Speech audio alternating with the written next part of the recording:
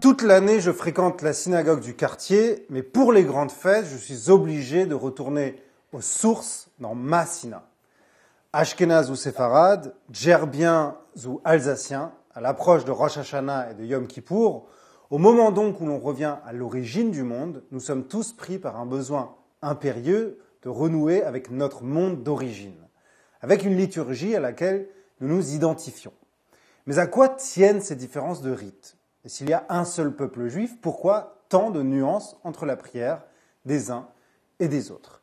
Eh bien, à la croisée de l'histoire et de la halakha, c'est ce dont nous allons discuter avec le grand rabbin Bruno Fison. Bonjour. Bonjour. Alors, on vous a beaucoup vu sur Academ cette année. Vous nous avez fait le plaisir de commenter la paracha. C'était un honneur.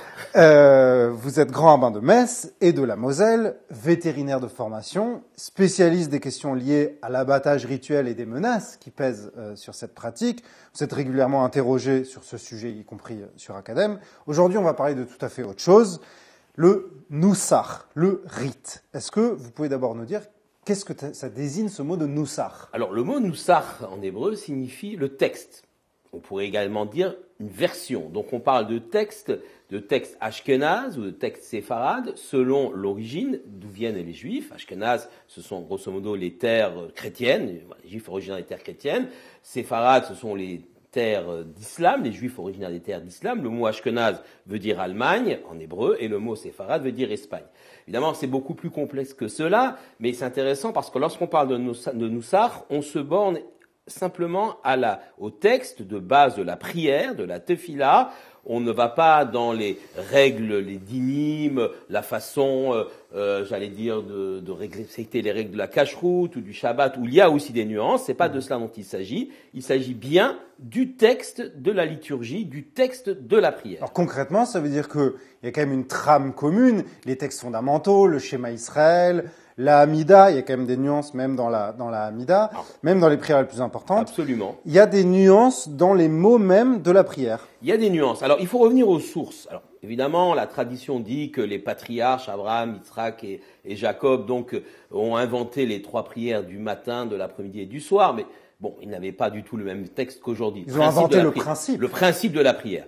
La prière telle que nous l'avons, le texte vient d'Ezra à Sopher, Ezra le scribe. Alors c'est un immense personnage de l'histoire juive, c'est celui qui va mener la deuxième aliyah, la deuxième montée en Israël des Juifs exilés en Babylonie après la destruction du premier temple de Jérusalem, en moins 586. Donc il va monter en Israël, il va monter à Jérusalem, il va reconstruire le temple et puis il va rassembler 120 sages, la grande assemblée, la Knesset Agdola, et ces 120 sages vont légiférer dans tous les domaines. Mais en particulier, ils vont instituer la prière, la trame de la prière générale telle que nous l'avons aujourd'hui. Bien sûr, les choses vont se diversifier avec l'histoire, nous allons le voir. C'est-à-dire que la colonne vertébrale, elle est posée à ce moment-là. Voilà, le Shema Israël, qui est un ordre d'ailleurs, on doit le réciter, ça c'est inscrit dans la Torah elle-même, mais encadré par ses bénédictions, ça c'est Ezra. Alors, le Kiddush, c'est Ezra, le texte du Kiddush. Ah oui. La Hamida, c'est-à-dire la Shmoneh Esrei, ce que nous récitons, les 18 bénédictions que nous récitons à voix basse et ensuite à voix haute, c'est également Ezra. Donc c'était il y a 25 siècles, ça. Voilà, nous sommes à peu près, alors les historiens disent vers moins 480 avant donc JC. Alors c'est intéressant parce que on dit souvent, on entend dire que la prière a remplacé les sacrifices, les corbanotes. Oui. Or là, il y avait encore un temple, donc il y avait encore des sacrifices, et pourtant on prie. Tout à fait. Ezra a été ému par l'idée que on a déjà connu une première destruction du temple, donc il fallait absolument remplacer les sacrifices. Il fallait que le judaïsme ne tourne plus seulement et exclusivement autour du temple. Parce que si on tourne autour du temple, on risque de disparaître totalement lorsque le temple est détruit. Donc, il faut un plan B. Il faut un plan B, exactement. Donc il a eu cette idée géniale en revenant de Babylonie. Il y avait certainement en Babylonie déjà des formes de prière puisqu'on n'avait plus de temple. Et là, il s'est dit, même si je reconstruis le temple, si le temple va subir une destruction, eh bien, nous aurons cette liturgie qui va nous accompagner partout en exil. Et il a eu raison, bien évidemment. Le temple a été détruit, le deuxième, et c'est la tefila finalement qui remplace la prière, qui remplace les sacrifices, qui remplace le culte du temple. Alors, on va revenir dans un instant sur les ramifications de la façon dont se sont diversifiés les différents noussach de cette prière. Un mot encore de typologie. Parce qu'il y a une notion qu'on entend souvent convoquer, c'est celle de minhag, de coutume. Quelle différence entre le nusach et le minhag? Alors le minhag, c'est un usage qui peut faire force de loi, qui peut s'étendre à la totalité du peuple juif, qui peut s'étendre à une partie du peuple juif, mais on n'est pas dans le domaine liturgique. Par exemple, on va parler de Pessah, par exemple, les Ashkénazes qui ne consomment pas ce qu'on appelle les kitniot, c'est-à-dire les légumineuses et plantes qui ressembleraient aux céréales. le maïs, par exemple. Le maïs, par exemple. Chez les Sfarades, cela n'existe pas. Donc voilà l'exemple d'un minhag qui s'est étendu à une partie de la population juive, mais pas la totalité. Donc le minhag, c'est la pratique, et le nusach, c'est la prière. Alors, le nusach, c'est la vraiment liturgie. exclusivement la liturgie et la prière. Mais alors il y a des minhagim aussi qui s'attachent à la liturgie, c'est intéressant. Des usages qui font que on va réciter tel poème dans tel endroit et tel poème on ne le récitera pas dans tel autre endroit. Alors parfois les choses s'entremêlent et se confondent. Le fait qu'on va se lever par exemple à une prière, le Kaddish, prière de sanctification du nom divin que tout le monde connaît, eh bien les séfarades resteront assis, les ashkenazes se lèveront. Ça relève du minhag. Ça relève plutôt du minhag. Mais le texte lui-même, c'est ce qu'on appelle effectivement le nusach. Alors, chose très importante, parce que je l'ai dit dans mon introduction à moitié en blaguant, mais il y a quand même une part de réalité là-dedans. Les gens sont très attachés et au minhag et au nusach. Si un ashkénaze prie selon le nusach séfarade, ou inversement, est-ce qu'il accomplit quand même son obligation, puisque c'est une obligation religieuse, de prier? Alors, on va répondre globalement, oui, effectivement. Évidemment, quand on commence à chercher, tous les rabbins sont pas d'accord, mais ça c'est assez habituel. On a par exemple le Rav Chaim David Azoulay au XVIIIe siècle, le Chida, qui a un peu voyagé partout en Europe, qui dit non, si un séfarade prie selon Nusach Ashkenaz, il n'est pas quitte, il n'est pas yotse. Mais heureusement, nous sommes sauvés par le Khatam Sofer, Rabbi Moshe Schreiber. Nous sommes au début du 18e, 19e siècle, qui nous dit que finalement tous les Noussars sont bons, toutes les versions sont ok, et on peut se référer d'ailleurs. C'était pas exactement un rabbin libéral, le Khatam Pas du Sofer, tout. C'est un strict orthodoxie. Il a d'ailleurs combattu le mouvement libéral naissant à l'époque. Donc c'est vraiment quelqu'un qui ne peut pas soupçonner de légèreté dans ses prises de position. D'ailleurs, on peut s'appuyer également sur un autre rabbin plus ancien, le Harizal, Rabbi Yitzhak Luria, le grand maître de la mystique à Tzfat, qui expliquait que dans le ciel, il y a 12 fenêtres. Il se réfère à un texte de Ézéchiel, du prophète Ézéchiel, 12 fenêtres pour les 12 tribus. C'est-à-dire les 12 tribus, on va considérer qu'elles priaient différemment. On ne sait pas comment elles priaient les 12 tribus, mais enfin elles priaient différemment. Et toutes les prières montent et passent par ces 12 fenêtres. Il y a un usage d'ailleurs qui veut que dans une synagogue, on essaie d'avoir 12 fenêtres, ou un vitrail avec 12 morceaux, enfin voilà. Cette idée des 12 fenêtres qui sont présentes, qui sont 12 passages, 12 ouvertures, pour que la tefila, la prière, puisse monter vers l'éternel. Il ne faut pas oublier non plus que traditionnellement, la tefila s'appelle avoda sheba lev, le culte du cœur. Ce qui compte, c'est quand même ce qu'on y met, et pas seulement tel noussar ou tel noussar. Alors, les deux, parce que évidemment il y a la kavana, c'est-à-dire l'intention qu'on va mettre dans la prière, mais le noussar relève d'une histoire de générations de juifs qui sont précédés, qui ont construit cela avec la force des mots, la force des phrases, qui fait qu'on est porté aussi par un noussar. Là, c'est un peu les deux. On a une kavana, c'est-à-dire une intention première, mais on est aussi porté par la force des mots, par la liturgie, par la musique qu'on a entendue dans son enfance, d'où l'importance de retrouver, certains ont très envie de retrouver leur noussar. Parce que ça résonne avec notre histoire. Exactement. Pour les grandes fêtes, par exemple, le chant de leur grand-père, etc. Ça porte, c'est pas juste folklorique. Ça a une influence sur la kavana. Ça a une influence sur la kavana, on le sent très bien, on le ressent très bien quand on prie sur la kavana, c'est-à-dire l'intention qu'on peut mettre dans cette prière. Concrètement, est-ce que parce qu'on a conçu cette émission à l'approche des fêtes de Tishri, Rosh Hashanah et Kippour, est-ce que vous pouvez nous donner des différences de noussar entre la prière de Rosh Hashanah Ashkenaz et séfarade? Alors c'est extrêmement différent. On va dire que le morceau de bravoure, par exemple, du monde séfarade, c'est El Nora Lila, donc la conclusion de Neila, de la dernière prière de Kippour, qui est une prière sur un air extrêmement entraînant, extrêmement joyeux. El Nora Lila, El Nora Lila. Alors que dans le monde ashkénaze, on retrouvera des airs beaucoup plus durs, beaucoup plus solennels, qui relèvent de l'histoire. Je pense par exemple Untane Tokef, la prière composée par Rabbi Amnon de Mayence à l'issue d'une persécution, une histoire dramatique pour ce rabbin, et qui porte vraiment à pleurer à ces moments-là terribles de jours redoutables de Rosh Hashanah et Kippour.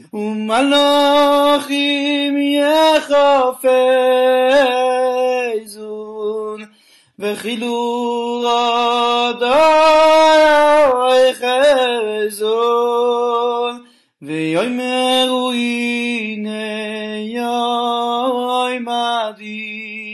Donc il y a vraiment des différences fondamentales. Si dans l'année les prières quand même se ressemblent, il y a des différences, mais voilà, on n'est pas trop dépaysé. C'est vrai que un Ashkenaz qui va débarquer dans une synagogue séfarade au moment de Kippour, il n'a jamais entendu cela, il va être assez désorienté et vice versa. Donc c'est aussi le fruit, parce qu'il y a des textes qui sont le fruit de l'histoire des croisades, par exemple, dans le monde ashkénaze. C'est le fruit des péripéties de l'histoire juive. Absolument, de l'histoire des péripéties de l'histoire juive. Et c'est une richesse finalement. On ne doit pas abandonner tout cela, on ne doit pas essayer d'escamoter ou d'élaguer, parce que ce Noussar porte une histoire. Et alors là où histoire et halakha vont s'entremêler, c'est là où vous allez nous apprendre que s'il y a deux principaux Noussar, c'est parce qu'il y a deux Talmuds. Qu'est-ce que c'est que cette histoire ? Absolument. Alors, donc, comme nous savons, le Talmud, c'est la loi orale. On va expliquer ce que c'est la loi orale. Ça commence par la Mishnah. La Mishnah, il y en a qu'une. Ça, en Israël, donc les maîtres de la Mishnah, les Tanaïm, ont expliqué les textes de la Torah, ont apporté un certain nombre d'enseignements. Tout ça a été mis par écrit. C'était oral au départ. On a appelé ça la loi orale. Ça a été mis par écrit par Rabbi Yehuda Anassi, Rabbi Judas le Prince, surnommé ainsi, en 210. Et puis après, les choses vont diverger. On va commencer à commenter le commentaire. La Mishnah va être même commentée par oral. Cela va donner la Gemara. Mishnah plus Gemara forment le Talmud. Sauf qu'on a deux pôles géographiques. On est à quelle époque, là ? Alors, on est 210, donc la Mishnah est close. 210 après. Après, bien sûr. 210 après. Nous sommes en pleine période romaine. Mais il y a déjà une diaspora juive qui est dans l'Empire romain et une autre qui est en dehors de l'Empire romain. Et ça, c'est important. Donc la diaspora juive qui est en dehors de l'Empire romain se situe essentiellement dans l'Irak actuel, la Babylonie, parce que là-bas il y a les Parthes qui sont ennemis des Romains, ensuite on aura les Perses, et il y a une relative liberté de culte et pas d'oppression de ces peuples-là, et donc se développe le Talmud Bavli, le Talmud de Babylone, on voudrait dire la Gemara Bavli en vérité, puisque le Talmud c'est Mishnah plus Gemara, mais on dit comme ça Talmud Bavli, qui est le plus important, une vingtaine de volumes. Alors, le Talmud, c'est celui qui est principalement étudié encore aujourd'hui. Absolument, d'ailleurs. Par tout le monde, Ashkenaz comme Sfarad, dans toutes les yeshivot. Le Talmud, c'est un véritable océan d'enseignement. On n'y parle pas que du Noussar, que de la liturgie, on y parle des lois, des règles, de la philosophie, de la morale, de l'histoire, on trouve tout, de la science, on trouve tout dans le Talmud, c'est quelque chose d'extraordinaire. Et bien sûr, on trouve là-dedans les orientations vis-à-vis du Noussar de la prière. Dans la terre d'Israël, qui est toujours occupée par les Romains, puis ensuite par les Byzantins, on aura, donc les Romains devenus chrétiens, on aura le Talmud Yerushalmi, le Talmud de Jérusalem. Et là, le Talmud palestinien, on appelle ça. Voilà, alors, je préfère Yerushalmi. À l'époque, on appelait ça de dire, voilà, absolument. C'est moins politique. Absolument. C'est les Romains qui ont inventé le nom Palestine, comme vous le savez. Bien. Le Talmud Yerushalmi, alors c'est pas à Jérusalem qu'on l'écrit, parce que Jérusalem est un tas de ruines après la destruction du temple, mais ça se situe en Galilée, dans le Golan, sur la côte, etc. À Yavne, donc tous ces endroits-là, on développe le Talmud, donc Yerushalmi, qui est beaucoup plus petit, 5 volumes, beaucoup plus compliqué. Ah oui. Et on va savoir, et c'est intéressant de par l'histoire, que ces deux Talmuds, ces deux générations de maîtres, vont être les deux sources des deux Noussar, Ashkenaz et Sfarad.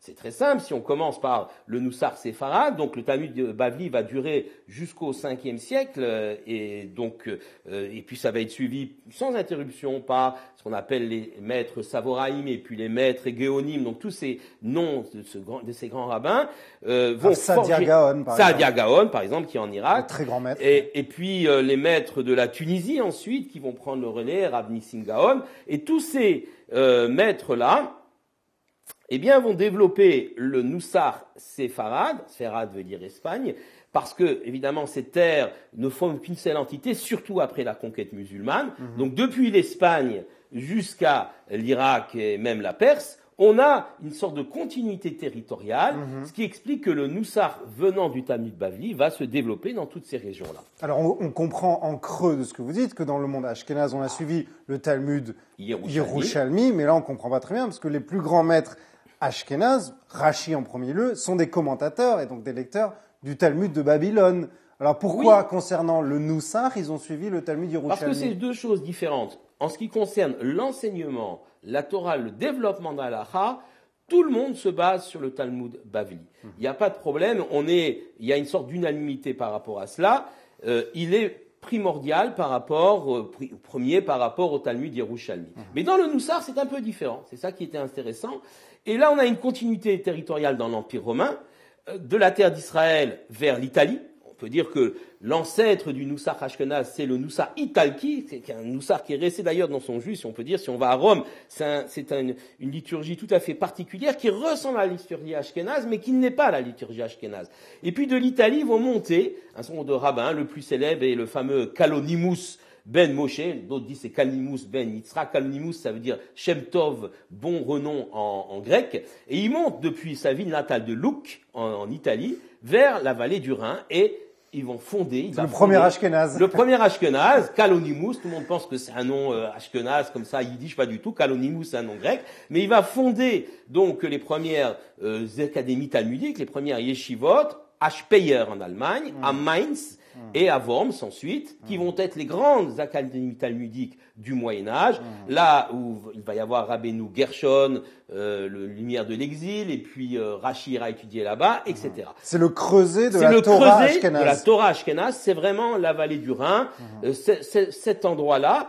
Et puis, le Noussar ashkénaze va se répandre dans tout le monde ashkénaze au fur et à mesure que ce monde-là va aller vers l'Europe de l'Est. Alors, c'est absolument passionnant. Là où ça va se compliquer un petit peu, c'est que à l'intérieur du monde européen, chrétien, donc ashkénaze, il va y avoir les Allemands et les Polonais. Ce qui comprend aussi, alors c'est la très grande Pologne, ce qui comprend aussi le monde chassidique. Et ceux-là vont développer un Noussar qui leur est propre et qui s'appelle, je vous le donne en mille, le Noussar Sfard. Non pas séfarade, mais Sfard, ça ressemble quand même beaucoup. Alors, qu'est-ce que c'est que cette histoire-là? On comprend plus. Alors, on va revenir un petit peu aux sources tout d'abord. Alors, déjà dans le monde ashkénaze, il y a déjà une première division entre les ashkénazes de l'Ouest et les ashkénazes de l'Est. Donc déjà une première différence qui s'explique par l'histoire. Les ashkénazes de l'Ouest, ils vont suivre ce qu'on appelle le Noussar Rheinus, le Noussar du Rhin, qui donnera bien la liturgie allemande, alsacienne, lorraine, enfin toutes ces régions-là. Le grand décisionnaire qui était lui-même Chazan, c'est le Maharil, le rabbi Yaakov ben Moshe Melin, qui est enterré d'ailleurs à Worms. Sa tombe authentique est là-bas. On est quand même au XVe siècle, donc c'est intéressant. Et ce Rav Melin, lui-même, Chazan, va codifier un peu la liturgie ashkénaze. Et à côté de cela, il y a un autre minag, toujours ashkénaze, un autre noussar, faut utiliser les bons mots, excusez-moi. Donc toujours ashkénaze avec des petites nuances qu'on appelle au départ le noussar Ostreich de l'Autriche, puis ensuite il devient le noussar Pauline, et puis arrivent les chassidim. Alors là, c'est une grande histoire. Donc le Baal Shem Tov, c'est le fondateur. On en parle parce que ça dure jusqu'à aujourd'hui. Bah oui, aujourd'hui. Quand vous allez dans une choule ashkénaze, pour nos cousins séfarades, quand vous allez dans une choule ashkénaze, vous avez deux types de sidour. Vous avez le sidour ashkénaze et le sidour sfard. Sfard avec le samer ou le halef. Alors le Baal Shem Tov, lui, il arrive, et puis la légende veut qu'il aurait envoyé des élèves à Tzfat. Nous sommes donc le Baal Shem Tov, nous sommes 17e, 18e siècle, donc il envoie des élèves à Tzfat qui se familiarisent avec les kabbalistes, tous séfarades de Tzfat, sauf le Rav Yitzhak Lura qui lui est ashkénaze, le Harizal, le fameux Harizal qui lui est ashkénaze, mais du témoignage de ses contemporains, il priait comme tout le monde là-bas, selon le Noussar du monde séfarade, des séfaradim, donc oriental, selon le Talmud de Babylone, comme nous l'avons expliqué. Alors, ils reviennent. Et puis il se dit, voilà, il y a quelque chose d'assez intéressant, il y a une mystique, il y a quelque chose de très fort. Tout ça est pétri de mystique, une volonté d'atteindre plus rapidement la proximité avec le Créateur. C'est cette idée-là dans le monde chassidique, l'idée d'attendre le Créateur par la joie, par la danse, par les récits, et pas seulement par une vision intellectuelle des choses. Donc la prière, on elle va être moins intellectuelle entre guillemets, moins carrée, et plus dans la mystique, dans le fait qu'on va s'enflammer, ce qu'on appelle la hitlaavut, le fait de s'enflammer. Et ça va créer une sorte de mixte, une sorte de combinaison, de synthèse entre le vieux Noussar Ashkenaz, mais Pauline, donc celui de l'Europe de l'Est, et puis le monde sfarade, et on va avoir une espèce de création hybride qui s'appelle le Noussar Sfard. Et qui est proche du Noussar séfarade. Alors, par certains aspects, Quand oui. on fait la Kedusha, par exemple, lors de la répétition de la Hamida, en tant qu'Ashkenaz, on a l'impression d'être dans une choule séfarade. Tout à fait. La Kedusha de Moussaf, celle du Shacharit de Shabbat, elle est un petit peu différente quand même, mais celle de Moussaf est pratiquement la même. Voilà. On commence par Keter, la couronne, Voilà. On est dans une dimension mystique. Le Kaddish également, par certains aspects, ressemble au Kaddish séfarade. Donc Sfarad, il faut se familiariser avec les mots, et quand on l'écrit, ça s'écrit pareil, Ouais. Sfard et Sfarad. Il y en a un qui désigne la Pologne et l'autre qui l'Espagne. désigne les chassidim de Pologne. Et par contre, si on va dans les jours redoutables de Rosh Hashanah et Kippour, les fêtes de Tishri, alors là, de nouveau, c'est deux mondes différents. Le monde chassidique et le monde séfarade, c'est deux mondes différents. Et là, de nouveau, on va retrouver quand même des ressemblances entre la liturgie chassidique et la liturgie ashkenaz, mais de Pologne. Voilà. Alors c'est tout à fait passionnant parce que on voit bien qu'à travers les siècles qui passent, les développements historiques, eh bien, les deux mondes ashkenaz et séfarade, par le truchement du monde chassidique, vont finir par s'hybrider, effectivement. Absolument. Alors aujourd'hui, pour être synthétique quand même, parce que je pense que les gens qui nous regardent, ceux qui nous suivent encore, vont s'y perdre. Alors dans le monde ashkénaz, le monde séfarade c'est un peu plus simple, on y reviendra, mais dans le monde ashkénaz, finalement aujourd'hui, on a trois liturgies différentes, trois noussars différents. On a le vieux noussar allemand ashkénaz qu'on appelait le noussar du Rhin, qui est toujours là. Alors c'est pas péjoratif ce qu'on appelle les yeke, c'est-à-dire les gens qui portaient des jaquettes courtes. Yeke, quand les gens qui portaient des jaquettes longues, les chassim voyaient les juifs allemands, ils les appelaient des yeke. C'est pas du tout péjoratif. C'est les juifs allemands. Les juifs allemands, alsaciens, des nuances entre le noussar de Francfort et le noussar d'Alsace, le noussar de Metz, qui est le même que celui de Francfort. Mais c'est des toutes petites nuances. Donc ça, c'est un premier noussar.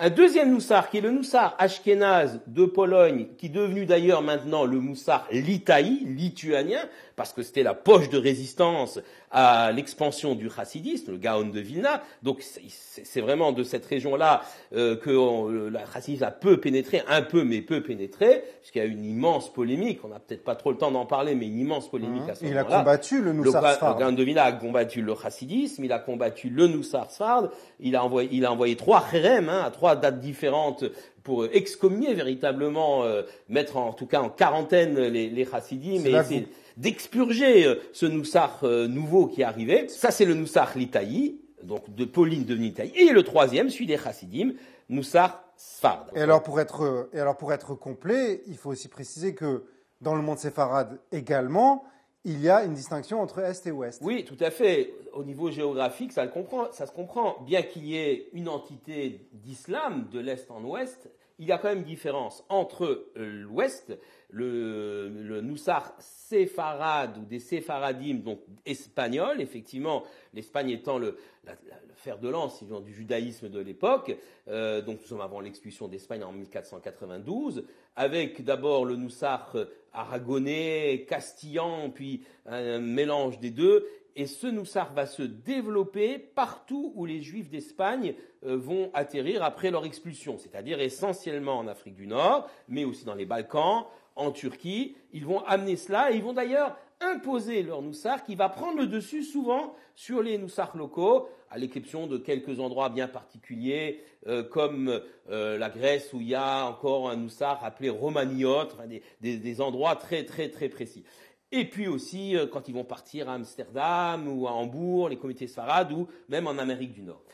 À côté de cela, il y a à l'Est une tradition très forte des Juifs babyloniens, donc en Perse, en Irak, dans la terre d'Israël, également jusqu'en Égypte, ce noussar qu'on appelle faussement d'ailleurs le Noussar séfarade ou des Sfaradim qu'on devrait appeler plutôt Edut HaMizrach, des communautés de l'Est. Alors eux, ils résistent. Orientales, ils résistent bien sûr très fortement à l'influence de ces juifs espagnols.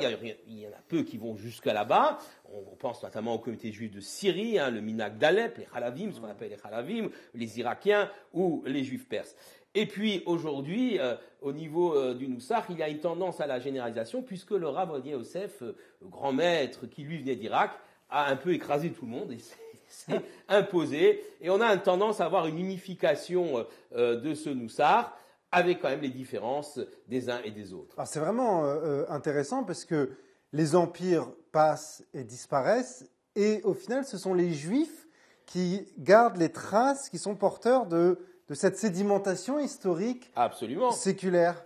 Il n'est pas rare, j'étais une fois, je m'excuse, je parle comme ça, j'étais une fois en Bulgarie, à Sofia, et donc là-bas ce sont des juifs séfarades, on est dans les Balkans, et en Europe de l'Est, mais dans les Balkans, et il y a des chants en ladino encore, qui sont inclus dans la prière, des chants en ladino que vous ne trouvez pas du tout chez les juifs du Maroc ou d'Algérie ou de Tunisie ou même juifs perses, des chants en ladino parce que là on a vraiment dans les Balkans ou en Turquie d'ailleurs, je dirais, on a une sorte de traçabilité depuis l'Espagne directe.